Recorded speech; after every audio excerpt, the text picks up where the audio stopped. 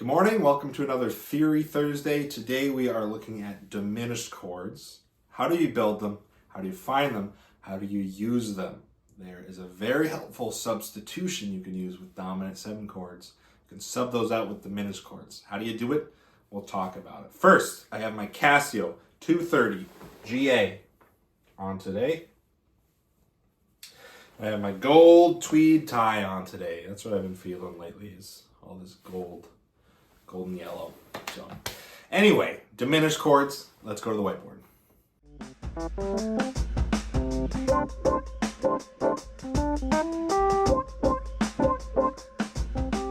Good morning. Welcome back to another Theory Thursday. Today, we are looking at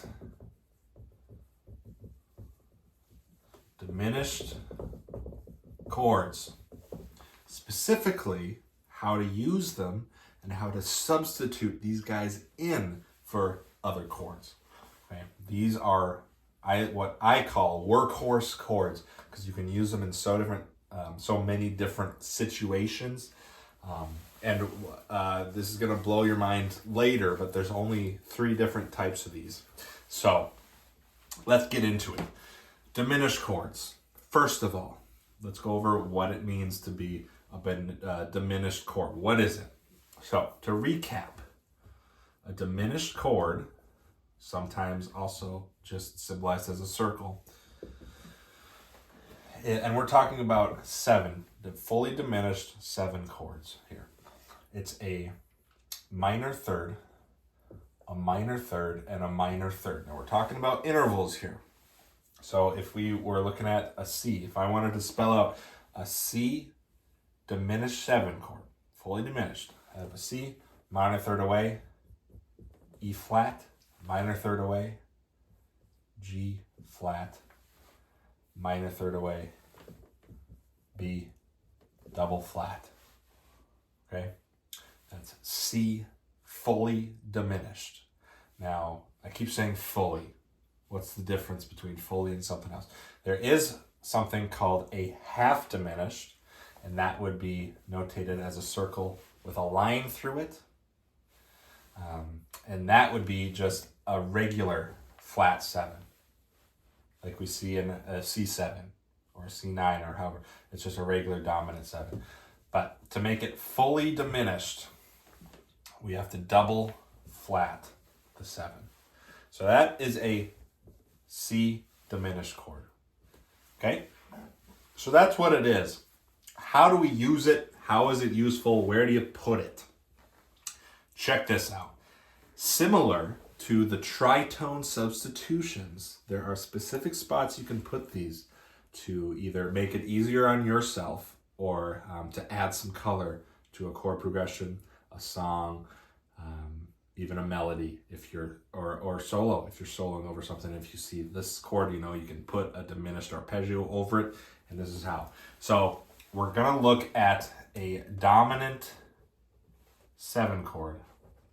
So we'll use our practice key, C. So let's just say the progression was C, A minor, D minor, and then G7, okay? This G wants to resolve to C. That's the 5th, and that's a dominant 7 chord, means it's going to be dissonant. It's going to pull towards that tonic, that 1 chord.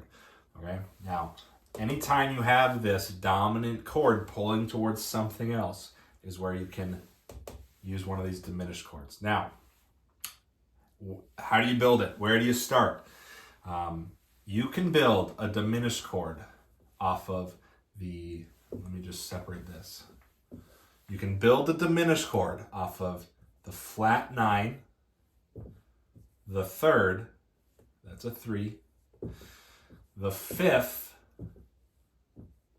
or the flat 7, that's a 7, of a chord, of a dominant 7 chord.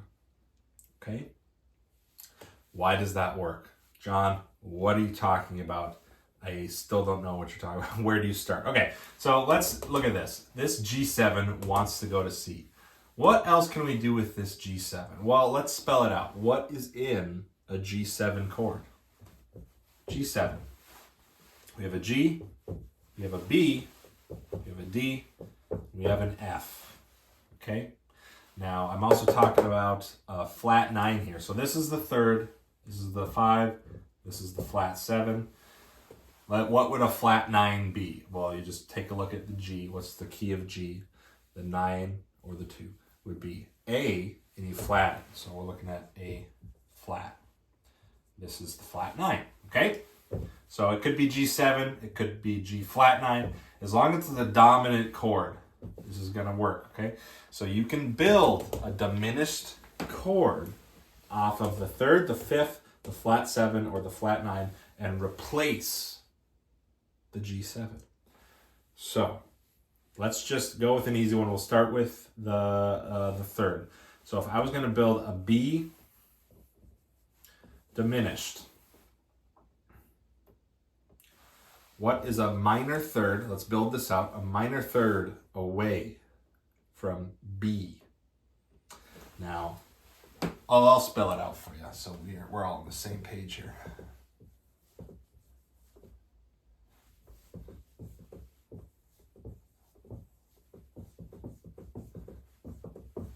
Okay. Minor third is 3 half steps. 3 half steps. We're on B, which is right here. 1 half step, 2, 3. We get D. So what's a minor third away from D? 1, 2, 3. We get F.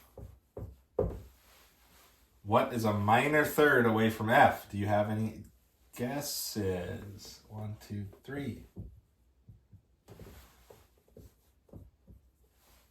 Okay, so what the heck just happened here?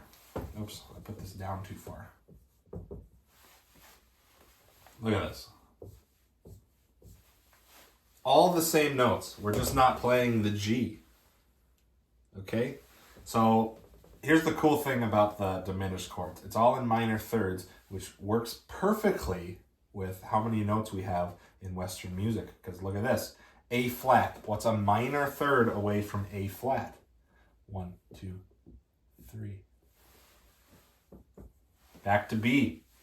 It just repeats itself. It just keeps going. Okay? So there are your 4 notes. And what this means is that there are only 3 different diminished chords. That's it. There's 3. And you're probably thinking, John, there's no way. What the heck are you talking about? All right, so let's take a look at this. Let's just move everything up a half step. What's a half step up from B? C. What's a half step up from D? Well, I'll write it in flat because it's a minor third. I'll do E flat, also D sharp. Minor step, or a half step up from F. G flat or F sharp. Minor step, or half step up from A flat. You get B double flat or A. Okay? Let's keep going. Minor step up. I keep saying minor. 1 half step up. C sharp. Let's move this over. Flat 9. Minor step up. E. Minor half step up. Half step up. G, half step up, B flat. Some of these are flat, some of those are short. They're all enharmonic. All right, so what's a half step up from C sharp? D. Half step up from E, F. Half step up, A flat. Are you seeing a pattern here? A flat. So this B flat up to B. Okay, so this grouping of notes is the same as this grouping of notes, just in a different order. They just keep repeating themselves. So that means these are the only diminished chords. These are the 3. That's it. These are the 3 fully diminished chords. It just depends on where you start, how you start. Are you starting on a B? Are you starting on a D, an F, and A flat? It's all the same. It's all going to be this diminished chord.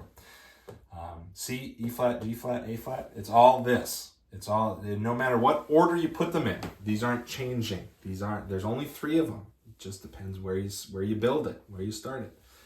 Okay, so that's why you can build these chords off the flat 9 here, the 3rd, the 5th, or the flat 7, because all of these notes are in the diminished chord.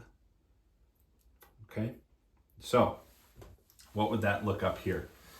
So that means we have a G7. You could replace this with a, what's the flat 9? You could replace this with an A flat diminished. You could replace this with a B diminished. You could replace it with a D diminished. You could replace it with an F diminished. Why? Because it's all the same. It's all the same notes. It's all the same. So why do it in the first place? Because just changing the root note and the order of the notes is going to give things some color. If it's a G7 and it doesn't have the flat 9 in it, you'd be adding the flat 9, which is a little bit more color. But specifically on guitar, where this helps is if you're somewhere on the neck, let's say you're playing a C chord way up on the 8th fret, right? And you need to get to a G7, but the only G7 you know is way back down on the 3rd fret. You can play a B diminished right on the 7th fret, right? C is on the 8th fret, top string, E string. B is 1 fret down. Build a diminished chord right there. It would be the same as G7. So that's what I'm talking about, where you can make things easier on yourself, knowing that you can replace a dominant 7 chord with a diminished chord, just depending on where you are on the neck and what kind of sounds you want to get out of your guitar. So that was a lot of information, a lot of groundbreaking stuff. There's only 3 diminished chords. Just however you want to order the notes, there's just only 3. And you can replace them. You can replace dominant 7 chords that are leading somewhere. And you can replace them based off the flat 9, the 3rd, the 5th, or the flat 7 of the dominant chord, like we saw here. So that's enough information for today. I think you guys will have some fun with that. And we'll see you next time. Thanks. Bye.